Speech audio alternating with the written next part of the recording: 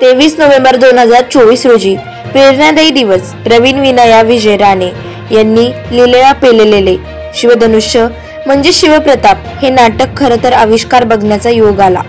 प्रश्न असा पडलाय की नक्की कोणत्या गोष्टीबद्दल बोलावं, कारण सगळ्यात महत्त्वाचा मुद्दा म्हणजे एक ऐतिहासिक नाटक आणि सगळ्या भूमिका महिला कलाकारांनी केल्या आहेत। एवढी पात्र रंगमंचावर असताना सुद्धा प्रत्येक पात्राची हालचाल आणि संवाद प्रेक्षकांपर्यंत अगदी अचूक पोहोचतात, हे दिग्दर्शनाची कमाल आहे। नेपथ्य आणि एलईडीचा वापर ही नाटकाची जमेची बाजू। नाटकात वाजलेले पार्श्वसंगीत म्हणजे जवळजवळ आत्माच, खास करून कृष्णजी भास्कर कुलकर्णी आणि पंत यांच्यामधील संवादांच्या वेळी वाजलेले तबला आणि त्यावेळी केलेली योग्य प्रकाश योजना, या सगळ्या प्रयोगात कपडेपट आणि रंगभूषकारांची काय धावपळ झाली असेल ते त्यांनाच माहीत।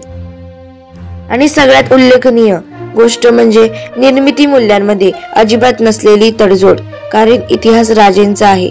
विकास भामाई शांताराम सोनावणे। अजिंक्य महाराष्ट्र न्यूज सोबत प्रतिनिधी गणेश तळेकर।